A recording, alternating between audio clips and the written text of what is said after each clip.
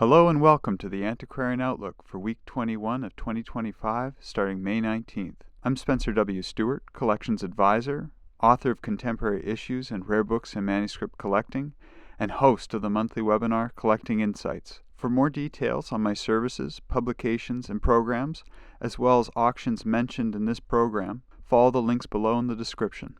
Alright, let's get into last week's results. Tuesday, Dominic Winter Books concluded its printed books, maps, and documents sale. There were 529 lots offered, of which 449 sold, making for an 84.8% sell-through rate. Highest price realized was for lot 109, Michael Drayton's Polyoblion, published in 1622. Estimates were set at £2,000 to £3,000, realizing £4,000. A buy-in of note, lot 129, Scheitz's Survey of Switzerland. This was the second edition published in 1723. Estimates were set at £3,000 to £4,000. A lot that exceeded expectation was 72. This combined lot that included the London and China Telegraph, published between 1880 to 1885, as well as other documents connected to China and the maritime customs, published around the 1920s. Estimates were set at £300 to £400, realizing £3,200. On to Wednesday. ALDE had an anthology of French poetry, original editions from the 19th century, Part 3. There were 263 lots offered, of which 139 sold, making for 52.8% sell-through rate. Highest price realized was lot 187, a complete run of Le Vague, published between 1886 through to 1887. Estimates were set at €2,000 to €3,000, realizing just above €16,000. A buy-in of note, lot 19, a complete set of Lacan, published in 1891. Estimates were set at €3,000 to €4,000. Still with Wednesday, Dominic Winter Auctions had photography and cameras. There were 480 lots offered, of which 379 sold, making for a 78.9% sell-through rate. Highest price realized was for lot 257, Alcock's Sketches at the Time of Commencement of British Intercourse with Japan, dated between 1859 to 1863. Estimates were set at £2,000 to £3,000, realizing £16,000. A few past lots of note. Lot 2, this album of photographs of Glasgow Harbour as well as the docks. Estimates were set at £700 to £1,000, as well as both Lot 20, this album in print by Frith of Indigenous Tasmanians, dated from around 1875, as well as Lot 35, Macpherson's Venetian Sculptures, published around 1860. Estimates again, in both cases, set at £700 to £1,000. Hansons had their May library auction. Highest price realized was for Lot 19, this Shanghai Municipal Jubilee Medal, given to Gilbert McIntosh. Estimates were set at £2,000 to £3,000, realizing £10,000. A lot that exceeded expectation was 10. This copy of J.K. Rowling's Harry Potter and the Cursed Child, published in 2016, first edition, first printing signed. Estimates were set at £600 to £1,000, realizing £3,400. Still with Hansons, they had their limited edition sale. There were 49 lots offered, of which 19 sold, making for a 38.7% sell-through rate. Highest price realized was for lot 40, this limited edition copy of Swift's Gulliver's Travels, published by the Cresset Press in 1930. This was limited to 195 copies, of which this was numbered 66.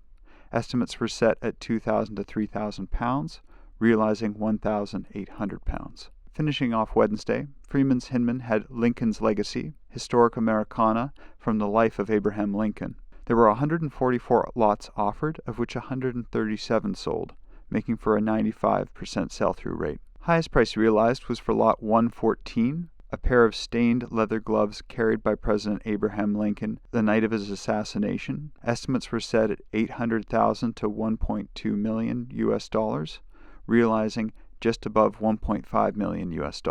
Within paper and ephemera, the highest price realized was for lot 122, this wanted broadside depicting John Wilkes Booth and his accomplices from April 20th, 1865. Estimates were set at $80,000 to $120,000 US, realizing just above $762,000 US. A buy-in of note, lot 15, this autographed document by both Abraham Lincoln as well as Stephen A. Douglas, agreeing to postpone a case that they were both working on until the spring term of 1840. Estimates were set here at $150,000 to $250,000 US. On to Thursday, PBA Galleries had the DC Universe Collection Part 5. There were 500 lots offered, of which 455 sold, making for a 91% sell-through rate.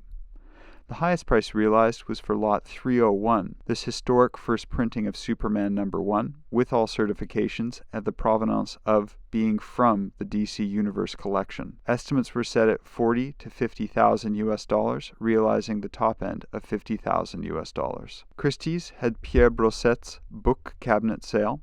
There were 148 lots offered, of which 126 sold, making for an 85.1% sell-through rate. Highest price realized was Lot 23, this copy of La Fontaine's Fables, published between 1755 and 1759, significant for its link to Maria Fedorovna, the future imperial consort of Russia. Estimates were set at 150,000 euros to 200,000 euros, realizing 378,000 euros. A buy-in of note: this combined copy of Dumas's The Three Musketeers, published 1844, as well as 20 years later, published in 1845, ink binding of the time of its publishing. Estimates were set here at 120,000 euros to 180,000 euros. A lot that exceeded expectation was Lot 58, Dumas's The Viscount of Braglioni, or 10 years later, published between 1848 and 1850. Significant because it was bound in the style of the time in which it was published. Estimates were set at 10,000 to 15,000 euros, realizing just above 50,000 euros. And finally, Zahajko Auctions had Americana featuring prints, books, and more. Highest price realized was for Lot 1005, this United Arab Emirates visitor kit given out to promote tourism to the area during Expo Japan 1975. Estimates were set at $50 to $100 US, realizing $1,700 US. A buy-in of note: this 3-volume copy of Turner's annual tour, estimates set at $400 to $600 US. Before we get into next week's auctions we have an eye on, I want to take this opportunity to let you know that registration is still open for July sessions of the Collection Insights program. The specific sessions are broken up into Emerging, Expanding, and Legacy. Through these hour-long sessions, participants will examine case studies relevant to acquiring as well as deaccessioning collections. As with previous sessions, each offering will be attended by private collectors, professional librarians and curators, as well as booksellers and auctioneers. Following the program, no matter where you are in your collecting, participants emerge with a holistic approach that better positions them for the transformations underway in this collecting market. And as always, all registrants will receive a complimentary copy of contemporary issues in rare books and manuscript collecting. So be sure to follow the links in the description, and we look forward to receiving your registration. Monday, Ketterer Kunst Doerling will be having rare books. Vermot de Pas will be having art books and antiquarian's library. Setdart will be having fine books and manuscripts. Tuesday, ALDE will be having original bindings and modern illustration. Chiswick will be having books and works on paper. Tessier et Sarrou will be having a sale of Jean de Buzelet's collection. Soler et Yilik will be having sale of antique books, manuscripts, and maps. Thursday, Forum Auctions will be having fine books, manuscripts, and works on paper. Swan Galleries will be having maps and atlases, natural history, and color plate books. PBA Galleries will be having modern literature, mysteries, thrillers, sci-fi, and fantasy. And over the weekend, Schlib Antiquarian will be having rare books. Well, that's been the week from here. What did you think of last week's results? Was there anything that surprised you? Anything you had your eye on? Please be sure to put some comments below and we'll keep the conversation going. Thank you very much for tuning in. As always, the Antiquarian Outlook is totally independent. Its producers do not hold inventory, nor do they represent any consignments or acquisitions mentioned. If you want to stay up to date, be sure to like this video, subscribe to the YouTube channel, as well as turn on your notifications. Thanks again for tuning in. All for now, and see you next week.